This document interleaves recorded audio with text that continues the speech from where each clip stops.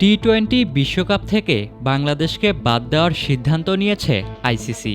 টাইগারদের পরিবর্তে আসন্ন আসরে অংশ নেবে স্কটল্যান্ড। শনিবার এক সংবাদ বিজ্ঞপ্তিতে এমনটাই জানিয়েছে ক্রিকেটের নিয়ন্ত্রক সংস্থা। এমন অবস্থায় বাংলাদেশের পাশে দাঁড়িয়ে পাকিস্তানকেও বিশ্বকাপ বয়কট করতে বলছেন দেশটির সাবেক অধিনায়ক রশিদ লতিফ থেকে শুরু করে সাবেক পিসিবি চেয়ারম্যান নাজাম শেঠিও। অন্যদিকে বাংলাদেশের সঙ্গে আইসিসির এমন সিদ্ধান্তে ক্ষোভ প্রকাশ করেছেন পাকিস্তানের সাবেক অধিনায়ক শহীদ আফ্রিদি। আইসিসির এমন পক্ষপাতমূলক আচরণে হতাশও হয়েছেন তিনি। এই বিষয়ে এক্স পোস্টে তিনি লিখেছেন, বাংলাদেশে ও আইসিসির বিভিন্ন টুর্নামেন্টে খেলা একজন সাবেক আন্তর্জাতিক ক্রিকেটার হিসেবে আজ আইসিসির আচরণে আমি খুবই হতাশ। 2025 সালে পাকিস্তান সফরে না যাওয়ার বিষয়ে ভারতের নিরাপত্তা উদ্বেগ আইসিসি মেনে নিয়েছে, কিন্তু বাংলাদেশের ক্ষেত্রে তাদের বোঝাপড়া ভিন্ন। গত বছর পাকিস্তানে চ্যাম্পিয়ন্স ট্রফি খেলতে যেতে রাজি হয়নি ভারত। পরে আইসিসি তাদের দাবি মেনে ভারতের সব ম্যাচ দুবাইয়ে আয়োজন করে। অংশগ্রহণকারী সব দল পাকিস্তানে গেলেও ভারতের সঙ্গে খেলার জন্য তাদের দুবাইয়ে যেতে হয়েছিল। এখন যে কোনো ব্র্যান্ডের পুরাতন এসি বদলে নতুন ওয়ালটন এসিতে উপভোগ করুন 25% ছাড়।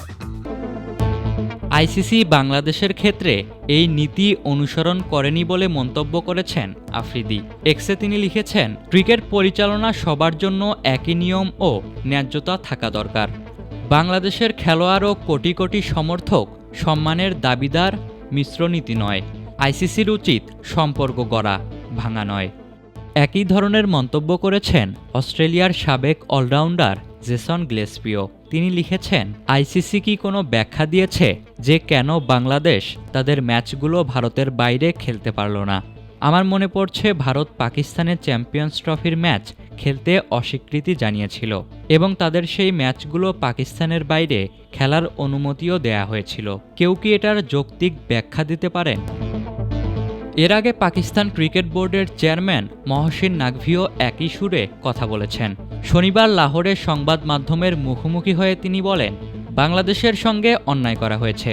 আমি আইসিসি বোর্ড মিটিংয়ে একই কথা বলেছি। আপনারা দ্বিমুখী নীতি অবলম্বন করতে পারেন না, যেখানে একটি দেশ যখন ইচ্ছা যেমন খুশি সিদ্ধান্ত নিতে পারে আর আরেক দেশের ক্ষেত্রে সম্পূর্ণ বিপরীত আচরণ করা হয়। আইসিসি তাদের সংবাদ বিজ্ঞপ্তিতে জানিয়েছে, ভারতের মাটিতে বাংলাদেশ দলের জন্য কোনো বিশ্বাসযোগ্য বা যাচাইযোগ্য নিরাপত্তা হুমকি নেই, আর তাই বিসিবির শ্রীলঙ্কায় ম্যাচ সরানোর অনুরোধ প্রত্যাখ্যান করা হয়েছে। এদিকে আসন্ন টি-20 বিশ্বকাপ মাঠে গড়াবে আগামী 7 ফেব্রুয়ারি থেকে। ভারত ও শ্রীলঙ্কার যৌথ আয়োজনে হবে এই টুর্নামেন্ট। ইশতিয়াক মাহিন, ক্রিক ফ্রেন্সি।